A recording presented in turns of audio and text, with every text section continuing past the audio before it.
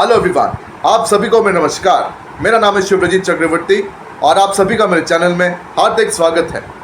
तो आज इस वीडियो में मैं एक कंट्रोवर्शियल विषय को एड्रेस करने वाला हूँ और उस विषय में मैं अपनी राय रखने वाला हूँ। तो उस विषय के बारे में आप सब मोर और लेस जानते हैं और वो विषय क्या है आप सब मेरे थंबनेल में ऑलरेडी देख चुके हो।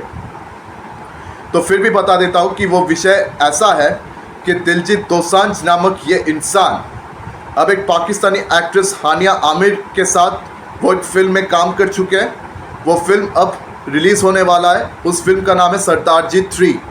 तो अब इस विषय को लेकर कंट्रोवर्सी पैदा हुआ है और इस विषय को लेकर बहुत सारी लोग अपनी राय रख रहे हैं। कोई इस विषय को सपोर्ट करते हैं और कोई इस विषय के खिलाफ भी है, लेकिन ज़्यादातर लोग दिलजीत दोसांझ के सपोर्ट में ही बात कर रहे हैं। इस बात पे कोई शक नहीं है। और ये दिलजीत दोसांझ जो है ये भारतीय इंसान है, पंजाबी है, ठीक है। अब पता नहीं इस आदमी के पास विदेशी नागरिकता है या नहीं, लेकिन भारतीय होने के बावजूद भी ये काम कुछ ऐसे करते हैं, बात कुछ ऐसे करते हैं जिससे ये पता लगता है कि ये भारतीय कहलाने के लायक नहीं है। पंजाबी इंसान है, जाट सिख है, फिर भी ये भारतीय कहलाने लायक नहीं है। इसको पाकिस्तानी एजेंट अगर बोला जाए तो मुझे नहीं लगता कि ये गलत होगा। बिल्कुल भी गलत नहीं है, इसको पाकिस्तानी एजेंट ही बोलना चाहिए, क्योंकि ये काम ही कुछ ऐसा करता है। खालिस्तानियों के लिए ये हमेशा बात करता है।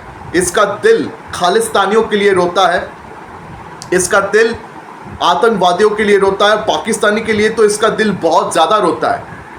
लेकिन जब यही पाकिस्तानी लोग, इनके आतंकवादियों, जब हमारे देश में आकर हमारे मासूम लोगों की जान लेते हैं और इनसे लड़ते लड़ते जब हमारे यहाँ के पुलिस और यहाँ के आर्मी वाले शहीद हो जाते हैं, तब उनके लिए कभी भी इनका दिल रोया है?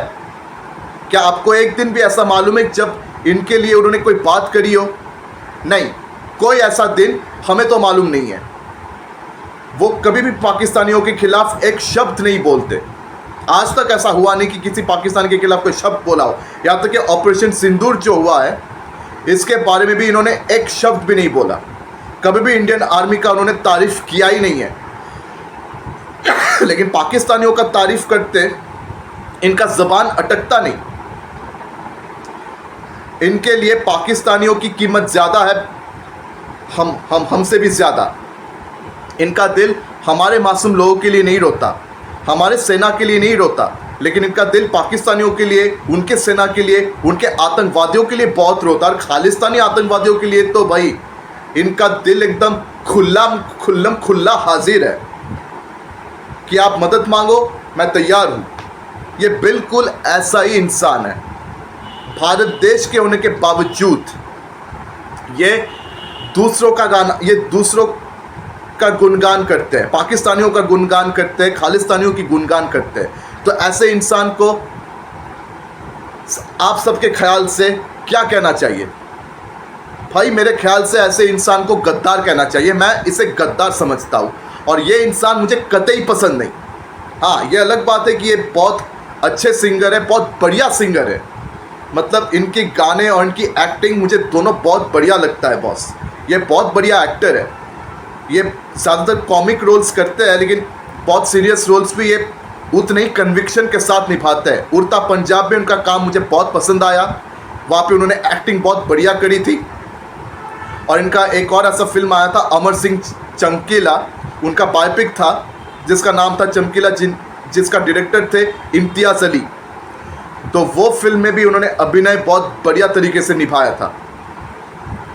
तो वो बहुत बढ़िया अभिनेता है, बहुत बढ़िया सिंगर है, इस बात पर कोई शक नहीं।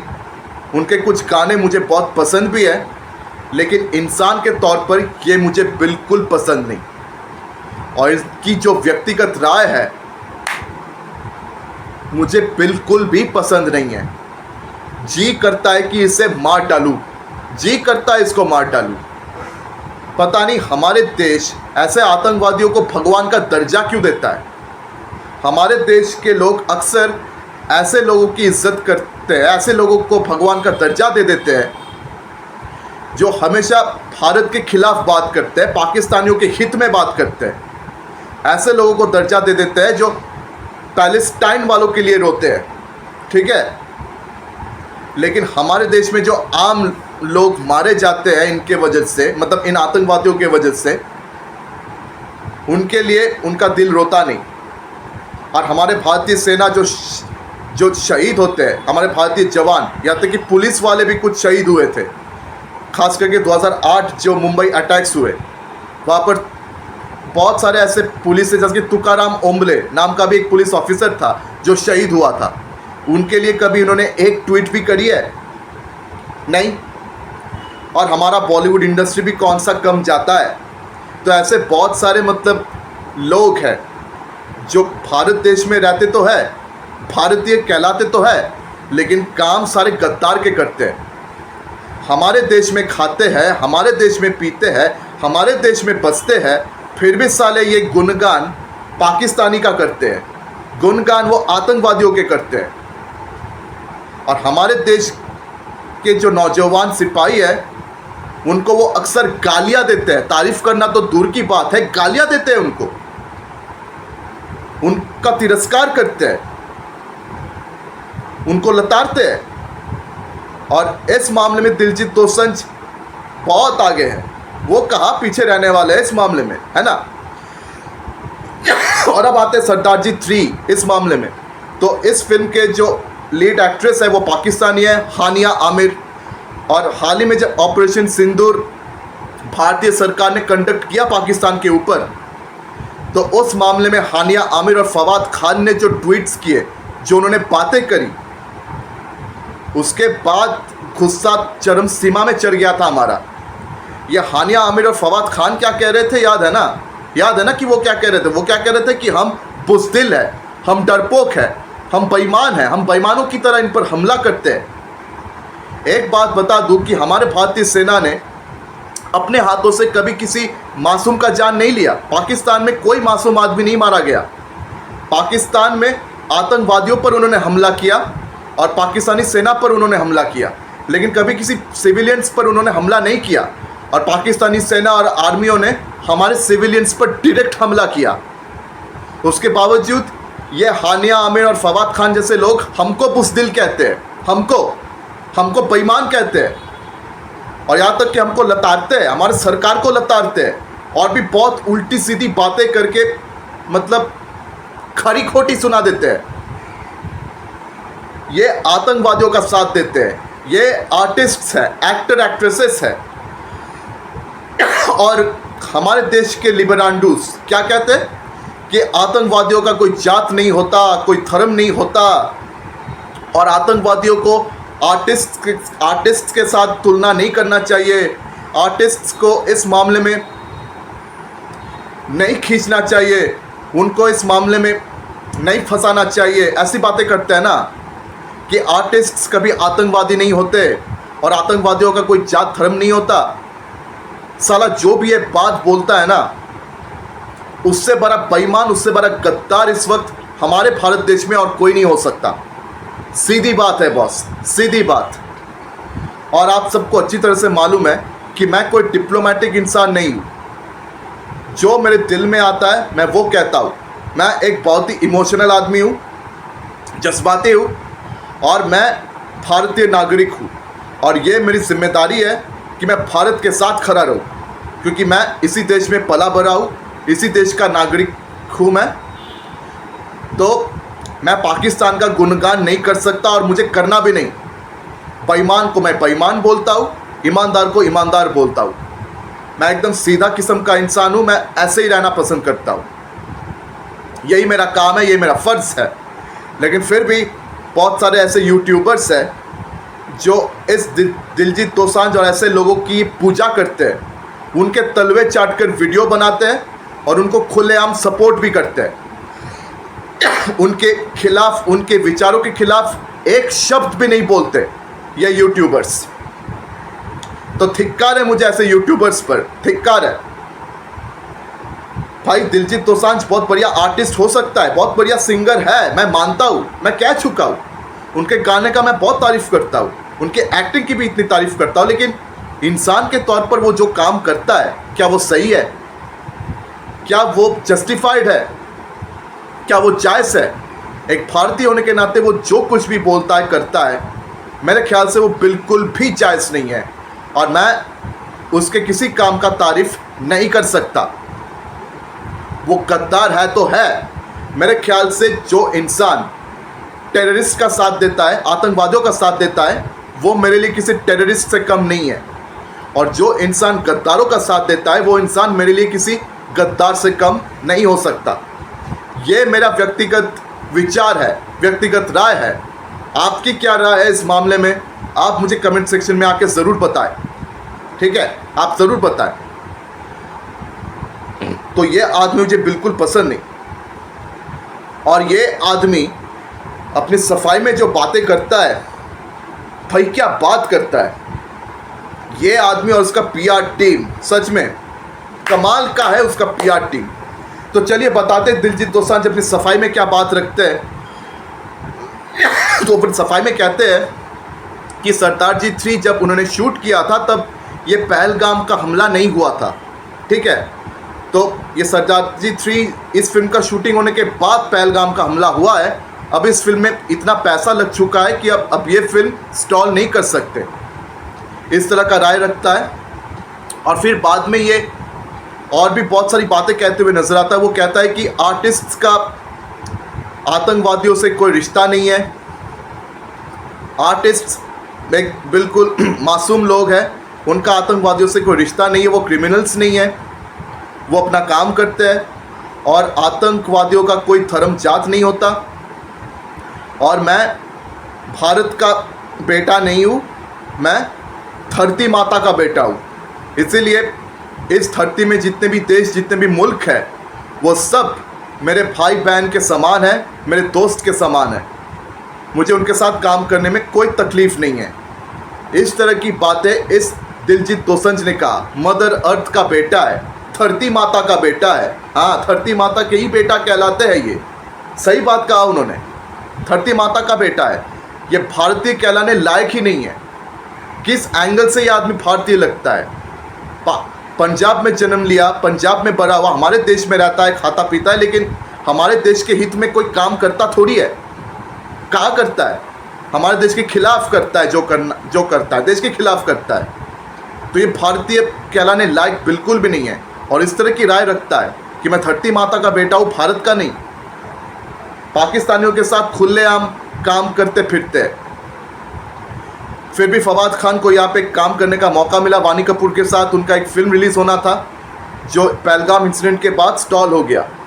मेरे को एक बात समझ में नहीं आता कि फवाद खान को बॉलीवुड से ऑफ़र कैसे मिल गया, क्योंकि उरी और पुलवामा के अटैक्स के बाद पाकिस्तानी आर्टिस्ट परमानेंटली बैंड हो गए थे, ठीक है?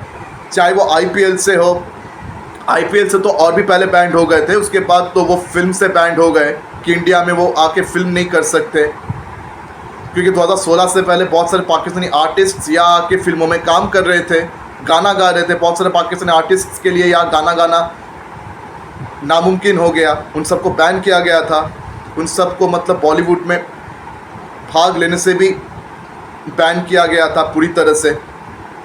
फिर भी उसके बावजूद अचानक से ये फवाद खान को कहाँ से मौका मिल गया या काम करने का, समझ में नहीं आया। और ये दिलजीत दोसांझ, ये तो है ही जन्म से बेशरम, ये तो है ही जन्म से गद्दार। इसका मैं क्या बात करूं? इससे पहले भी उन्होंने ऐसी राय दी हुई है ना,